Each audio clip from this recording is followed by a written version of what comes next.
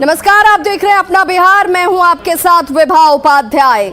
जिन्ना जिन्ना जिन्ना, जिस जिन्ना को आजाद भारत का कोई भी व्यक्ति याद करना नहीं चाहेगा, उस जिन्ना को सियासत ने एक बार फिर से जिंदा कर दिया है। जिन्ना पर सियासी बयानबाजी लगातार जारी है। ताजा बयान आरजेडी महासचिव और पूर्व मंत्री श्याम रजक का है, जिन्होंने जिन्ना की शान में कसीदे गढ़े हैं। श्याम रजक ने बता दिया कि जिन्ना देश का विभाजन नहीं चाहते थे और उन्होंने वीर सावरकर को देश विभाजन का जिम्मेदार ठहरा दिया। श्याम रजक ने कहा कि सावरकर भारत को हिंदू राष्ट्र बनाना चाहते थे, जबकि देश की आजादी में जिन्ना का बड़ा योगदान रहा। कांग्रेस ने तो बीजेपी को भी जिन्ना प्रेमी बता दिया। इस पर बीजेपी ने पलटवार किया है और कहा कि जिन्ना और नेहरू की सियासी महत्वाकांक्षा की वजह से देश का बंटवारा हुआ।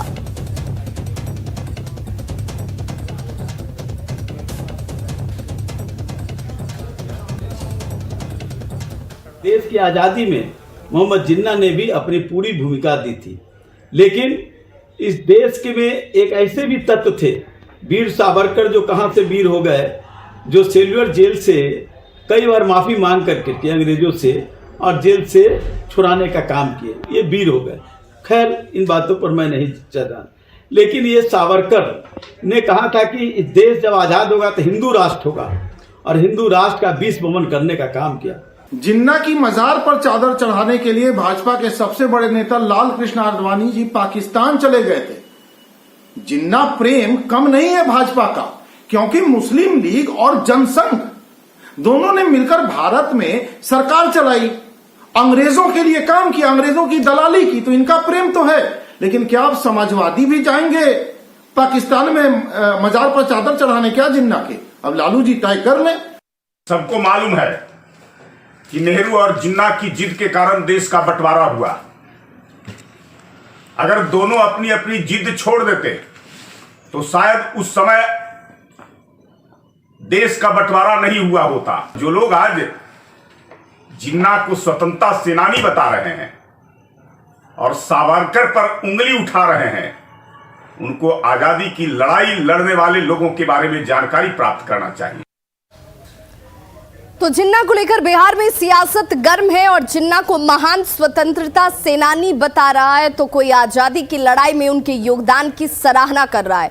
और ऐसे में आम लोग क्या सोचते हैं, यह भी जानना बेहद जरूरी है। आइए सुनते हैं जिन्ना को लेकर पटना के लोगों की क्या राय है। पटना के लोग जिन्ना को लेकर क्या सोचते हैं? जो मुस्लिम कम्युनिटी के लिए वह काम कर रहा है, अपने कम्युनिटी के लिए वो फ्रीडम फाइटर थे।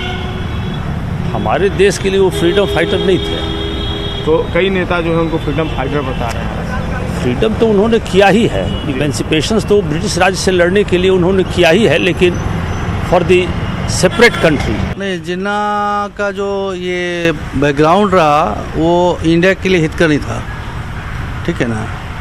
मैं तो ये कहूँगा वो फ्रीडम फाइटर अपने नहीं फ्रीडम फाइटर तो नहीं है, कहीं पर नहीं देखे हैं, ना कोई उनका किताब पढ़े हैं, ना उनको कोई प्रचार में देखे हैं, ना ही कहीं पर पोस्टर देखे हैं। तो आम आदमी की तरह हैं। और ये जो विवाद हो रहा है ये बिल्कुल गलत है, ये विवाद नहीं होनी चाहिए। नहीं, मेरे नज़र में तो मोहम्मद जी ना फ्रीडम फाइटर नहीं है, इसका ऐसा नहीं है कि नहीं है, और इसका ऐसा तो नहीं है। और नेता उनको फ्रीडम फाइटर बताने में लगे। क्या कहिएगा, अभी तो राजनीतिक है, चल रहा है। अभी आप राजनीति मानते हैं? हाँ, इसको तो हम राजनीति मानते हैं। No never. जी, क्यों नहीं मानते उनको?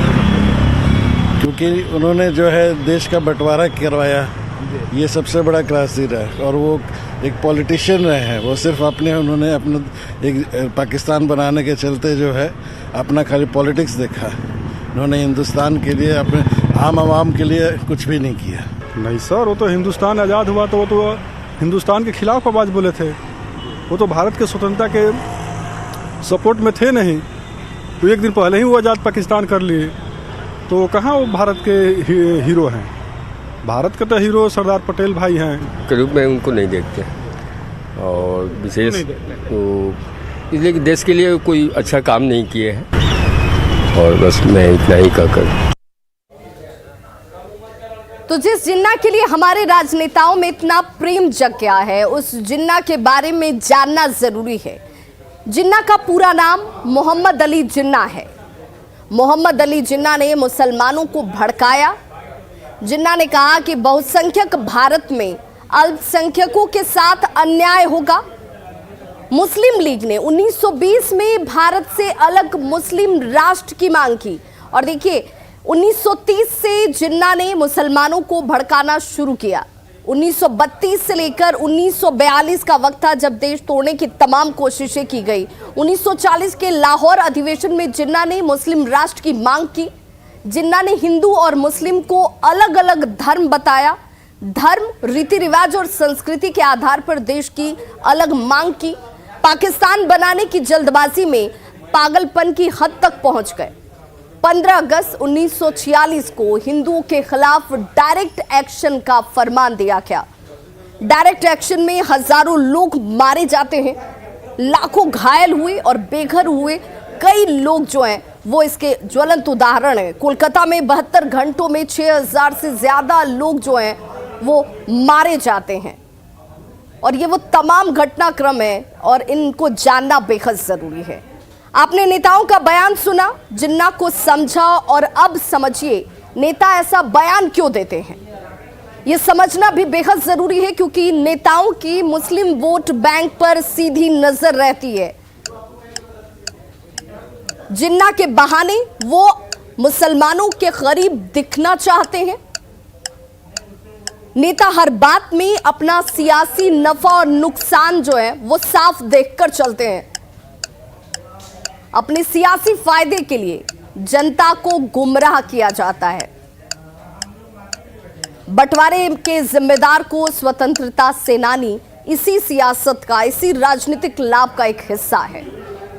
बॉलीवुड एक्ट्रेस कंगना रनौत अपनी फिल्मों से ज्यादा बयानों की वजह से सुर्खियों में रहती हैं, चर्चाओं में रहती हैं, लेकिन इस बार उन्होंने अपना बयान किसी व्यक्ति विशेष को लेकर नहीं बल्कि देश की आजादी को लेकर दिया है, जिस पर सियासत जो है वो दो धड़े में बढ़ती दिख रही है। बिहार कांग्रेस के नेताओं ने तो कंगना के खिलाफ शिकायत तक दर्ज कराई है। क्यों मचा है कंगना के बयान पर इतना बवाल? कंगना ने देश को लेकर ऐसा आखिर क्या कह दिया है, ये देखिए।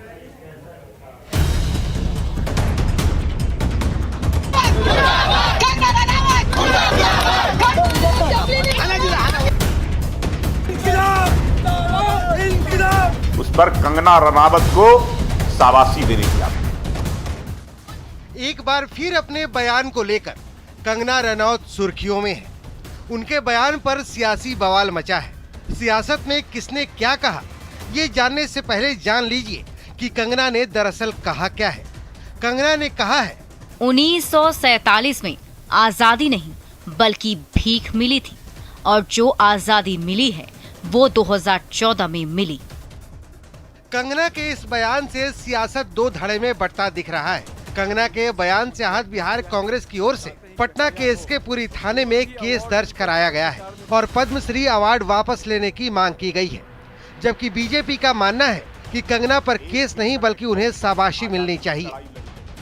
हमने एसके पुरी थाना में इसको केस किया है और हम चाहते हैं कि एफआईआर हो और जो भी अवार्ड इनको भारत सरकार ने दिया है अब तक सारा अवार्ड वापस होना चाहिए और देशद्रोह का केस इस औरत पे होना चाहिए। लोग जो है से निरुत्तर थे, लोग अछूता थे विकास से, और नरेंद्र मोदी जी के नेतृत्व में और लोगों तक विकास को पहुंचाया गया है। लोगों को सरकार की योजनाओं से जोड़ने का काम किया गया है। अरे मुकदमा तो कांग्रेसियों पर होना चाहिए। जब जेएनयू में नारे लग रहे थे देश के 100 टुकड़े करने की, देश की आजादी की, कौन सी आजादी की बात कर रहे थे? और राहुल गांधी वहां जाकर के उनके समर्थन में गए थे। 4 बार राष्ट्रीय फिल्म पुरस्कार से नवाजी जा चुकी अभिनेत्री कंगना रनौत को 8 नवंबर को पद्मश्री से सम्मानित किया गया है।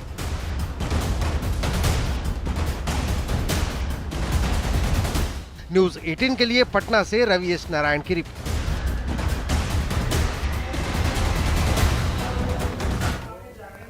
खबर मधुबनी से, जहां बेनीपट्टी थाना क्षेत्र में सड़क के किनारे झाड़ी में युवक के शव को बरामद किया गया। इससे सनसनी इलाके में फैल गई। मृतक की पहचान बेनीपट्टी बाजार निवासी बुद्धिनाथ झा उर्फ अविनाश के रूप में की गई है। ये बताया जा रहा है कि बुद्धिनाथ झा बीते 9 नवंबर से रात से ही लापता था। परेशान परिजनों ने 11 नवंबर को बेनीपट्टी थाने में बुद्धिनाथ झा के गायब होने की रिपोर्ट भी दर्ज कराई, जिसके बाद बेनीपट्टी पुलिस लापता युवक की तलाश में जुट गई। इसी बीच युवक के शव को बोरे में बांधकर फेंका हुआ बरामद किया जाता है। पुलिस फिलहाल इस पूरे मामले की जांच में जुटी है।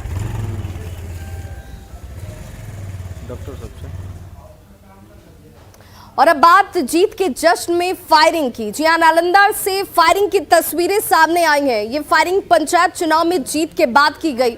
तस्वीर आपके टीवी स्क्रीन पर इस वक्त हम उस जीत के बाद की दिखा रहे हैं। जो फायरिंग करते हुए शख्स आपको इन तस्वीरों में नजर आ रहा होगा, वो मुखिया सिंबुल आफरीन के समर्थक हैं। पंचायत चुनाव की काउंटिंग हुई, जिसमें पलटपुर बेलछी शरीफ से सिंबुल आफरीन की जीत होती है। जीत के बाद जश्न तक सब कुछ ठीक था। फूलमालाओं से सिंबुल आफरीन का स्वागत किया जाता है, लेकिन जीत के जश्न में ये लोग कानून की धज्जियां उड़ा देते हैं। समर्थक जो हैं वो ताबड़तोड़ फायरिंग करते हुए आपको इन तस्वीरों में भी नजर आ जाएंगे, जो खुलेआम फायरिंग की गई और पुलिस और प्रशासन इससे अनजान बना रहा।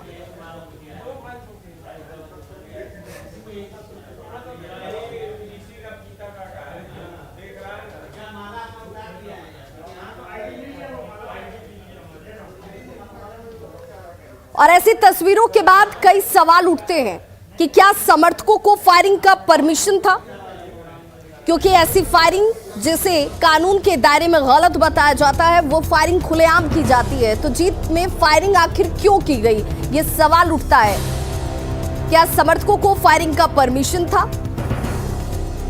फायरिंग से आखिर प्रशासन अनजान क्यों है?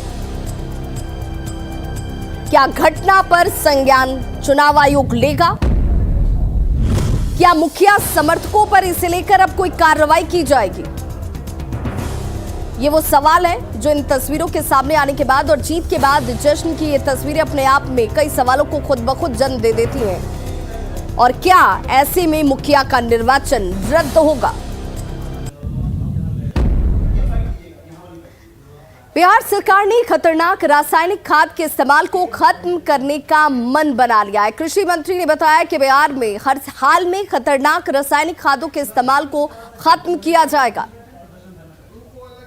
केमिकल फर्टिलाइजर के इस्तेमाल से निस्संदेह एक तरफ उत्पादन बढ़ा है, दूसरी तरफ और कई नुकसान हुए हैं। हमारा कृषि विभाग अब इस दृष्टि से काम करने के लिए तत्परता से लगा हुआ है कि कितना फर्टिलाइजर, केमिकल फर्टिलाइजर इस्तेमाल हो और उसकी बंदिश लगाई जाए।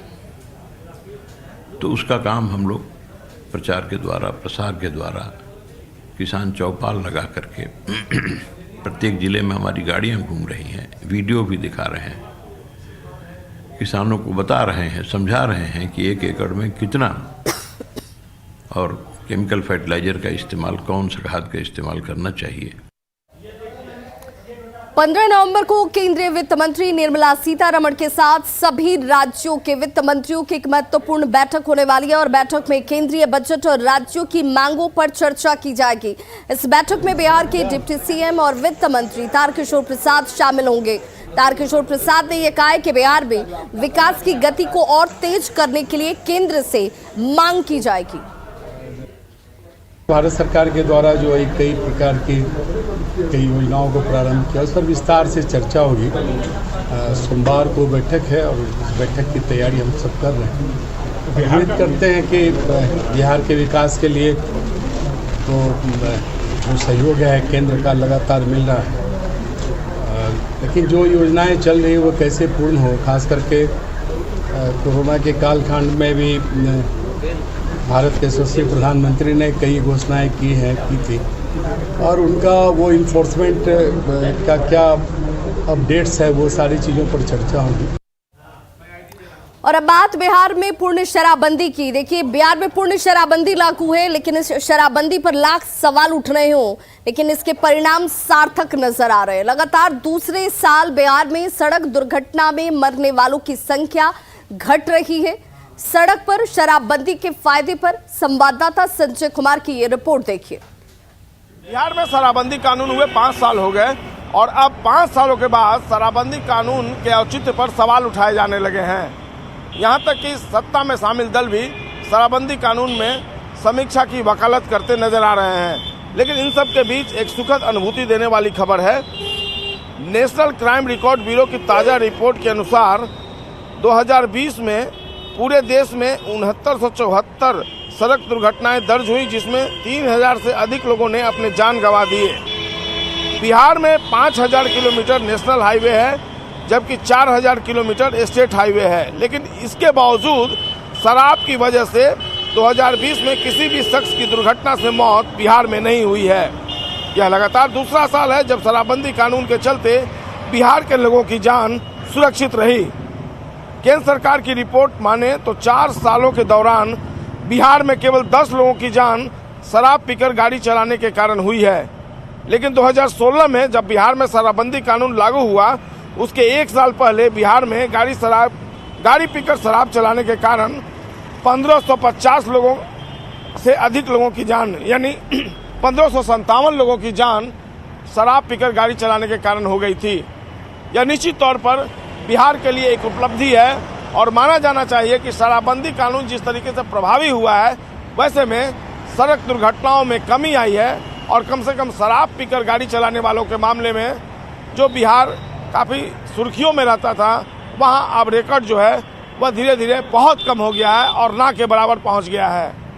कैमरा पर्सन दीपक के साथ संजय कुमार, न्यूज़ 18 पटना।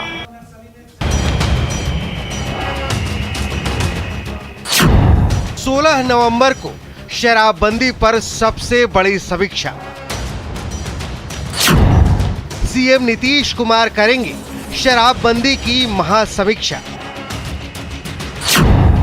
शराबबंदी पर आप क्या सोचते हैं?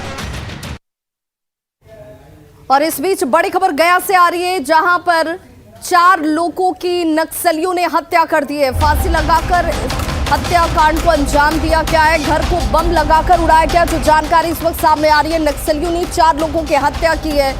बम लगाकर घर को विस्फोट कर उड़ा दिया गया। पिछले साल मुठभेड़ में मारे गए थे 4 नक्सली और डुमरिया के मुनबार गांव की यह घटना इस वक्त सामने आ रही है। और ये बड़ी खबर इस वक्त गया से, जहां पर नक्सलियों ने 4 लोगों की हत्या कर दी है। सहयोगी एलन लिली हमारे साथ इस वक्त ज्यादा जानकारी के साथ फोन लाइन पर जुड़ के। एलन लिली, क्या जानकारी इस वक्त इस पूरे हत्याकांड से जुड़ी हुई सामने आ रही है? देखिए, हम आपको बता दें कि पिछले साल पुलिस और नक्सलियों के बीच मुठभेड़ हुआ था और इस मुठभेड़ में नक्सलियों ने झूठा एनकाउंटर का हवाला देते हुए मुठभेड़ की बात कही गई थी, जबकि नक्सलियों का कहना था कि यह मुठभेड़ नहीं बल्कि जिस घर में रुके हुए थे उस घर के लोगों ने विश्वासघात करते हुए जहर देकर चारों लोगों की मौत मारा गया था और लोगों को दिखाने के लिए पुलिस और सीआरपीएफ को बुला करके झूठा एनकाउंटर कराया गया था। और इसी बात को लेकर नक्सलियों ने जिस घर में नक्सली रुके हुए थे उसी घर के 4 सदस्यों को फांसी लगाकर हत्या कर दी गई। साथ ही जिसमें 2 महिला और 2 पुरुष शामिल है और हत्या करने के बाद जो नक्सली है उस घर को भी बम से उड़ा दिया गया था। जी, फिलहाल जो जिन 4 लोगों की मौत हुई है उनमें कौन कौन लोग शामिल है? परिवार के कौन कौन लोग शामिल बताए जा रहे हैं? मृतकों में 2 महिला है और 2 पुरुष है, जिसमें चारों लोगों पर आरोप लगा था कि जो पिछले साल जो हत्या हुई थी, जो मौत हुई थी नक्सलियों की, इस पर जहर देने का आरोप लगाया गया था और झूठा मतलब कि पुलिस एनकाउंटर का ये हवाला दिया गया था। फिलहाल जो पुलिस है, एसएसपी है, जो घटनास्थल पर फिलहाल किस तरह की कार्रवाई पुलिस की तरफ से इन इलाकों में इस वक्त हो रही है? देखिए, घटना के बाद जो है पुलिस अलर्ट मोड पर है। जो वहाँ पर पारामिलिट्री से जो बिहार पुलिस है, जो वरीय अधिकारी है, वो गए थे घटनास्थल पर पूछ कर गए। तो घटना जो है डुमरिया प्रखंड के मोनबार गांव पड़ता है, वहाँ की ये घटना है। क्योंकि वो जो जगह है वो काफी 80 नक्सल प्रभावित क्षेत्र है और जो पुलिस है वो पूरी से आराम से वहाँ पर जा रही थी। चलिए, बहुत बहुत शुक्रिया एलन लिली तमाम जानकारी के लिए। तो पुलिस के साथ मुखबिरी के आधार पर इन लोगों की हत्याकांड की गई है। जो नक्सलियों की तरफ से बताया जा रहा है कि इस घटना में पहले 4 लोगों की हत्या हुई थी और इसके बाबत इस हत्याकांड को नक्सलियों ने अंजाम दिया है। घर को विस्फोट कर उड़ाया गया, जिनमें 2 महिला और 2 पुरुष की जान जा चुकी है। और इन चारों ही लोगों पर, ये जो जानकारी इस वक्त हमारे सहयोगी दे रहे हैं कि इन चारों लोगों के ऊपर पुलिस के साथ मुखबिरी का आधार बनाते हुए यहां पर इसके मद्देनजर इस हत्याकांड को अंजाम दिया गया। फिलहाल पुलिस की तरफ से इन इलाकों में सर्च ऑपरेशन चलाया जाता हुआ इन नक्सलियों की गिरफ्तारी को लेकर।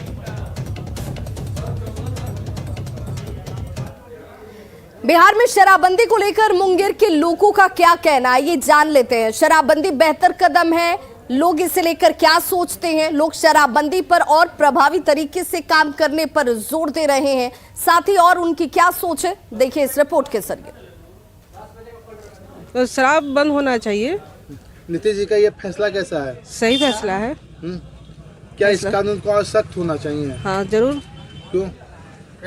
क्यों शराब पीना सही तो नहीं है। भूल से भी नहीं, नीतीश कुमार जिंदगी में कोई काम अच्छा किया है तो ये काम किया।